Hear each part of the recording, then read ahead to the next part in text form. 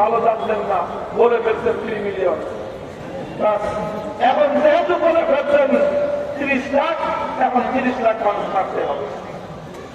এর চেয়ে বড় একটা জাতি হিসেবে কলঙ্কের ইতিহাস হতে পারে না।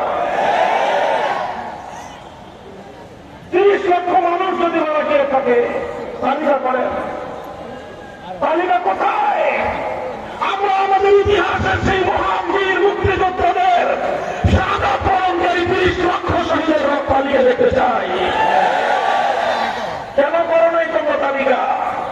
কারণ তালিকা করতে গেলে এই ভাওতাবাদী মিথ্যাচারের গোমর ফাঁস হয়ে যাবে, এই জন্য তালিকা করো নাই। গল্প করছেন, আমরা শুনেছি, ইতিহাস জানি, ৭১-এর পরপরই বাংলাদেশের মুক্তিযুদ্ধের শহীদদের তালিকা প্রণয়ন করার কাজ শুরু হয়েছিল। শুরু হওয়ার পরে দেখা যায় যে কয়েক হাজারের বেশি নামের তালিকা পাওয়া যায় না। পরে পুরা প্রকল্প প্রজেক্ট সহ এটাকে পেঁচা বুঝে গাছটি বেঁধে আমার দিতে পারার একটা দরকার নাই। কারণ তালিকা খুলতে গেলে উনি যে বললেন 3 মিলিয়ন, ওনার এই কথা সম্পূর্ণ ভুয়া এবং মিথ্যা প্রমাণিত হবে। একটা লোকের একটা মিথ্যাকে প্রতিষ্ঠিত করার জন্য 55 বছর ধরে বাংলার কোটি কোটি মানুষ আমরা মিথ্যাচার করতেছি। আরে ভাই, যে জাতি নিজেদের ইতিহাসের মধ্যে সত্যকে ধারণ করতে পারে না, আমি বিশ্বাস করি মিথ্যা করে জাতিকে গৌরবান্বিত করতে পারে না। শাপলা চত্বর নিয়েও অনেক অনেক প্রতিরঞ্জিত বর্ণনা আছে। শাপলা চত্বর নিয়ে অনেক প্রতিরঞ্জিত বর্ণনা আছে। আমরা সেই অতিরঞ্জিত বর্ণনাকে কোনো সময় প্রশ্রয় দেই নাই। আমরা চিহ্নিত করার চেষ্টা করেছি। শাপলা চত্বরে আমার নবী প্রেমিক তৌহিদি জনতা আল্লাহর নবীর সাথে হেফাজত করতে গিয়ে সাইলের বুলেটের আঘাতে তাদের মুখগুলো ছাত্র হয়েছিল।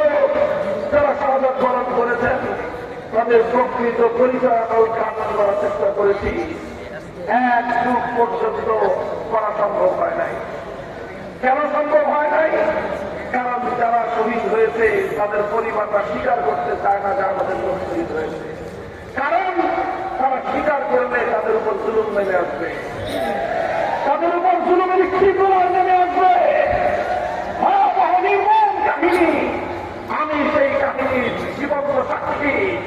আমরা আমাদের কাছে তার সমস্ত দলিল দস্তাবেজ ডকুমেন্ট আমাদের কাছে সংরক্ষিত আছে। এমন লোক আছে, আমাদের এক ভাই শাহাদাত বরণ করেছেন, কিছুদিন আগে মাত্র তার স্ত্রী বিবাহ করেছিলেন, ছোট্ট একটা বাচ্চার যুবতী স্ত্রী। বলেন, একজন নারী তার স্বামী হারিয়েছে, ছোট্ট বড় মাসুম সন্তান সহ। আর বিধবাই নারী তার জীবনে কত বড় বিপদ এবং কত বড় শোকের পাহাড় তার মাথার উপর নেমে এসেছে। এরপরে আমাদের এই বোনকে ধরে নিয়ে যাওয়া হয় থানায়। থানায় নিয়ে তাকে বাধ্য করা হয়, তোমাকে মামলা করতে হবে আহমদ শফি এবং জুনায়েদ বাবু নজরুল রহমাতুল্লাহ সহ এই সকল হেফাজতের নেতৃবৃন্দের বিরুদ্ধে তোমাকে হত্যা মামলা করতে হবে।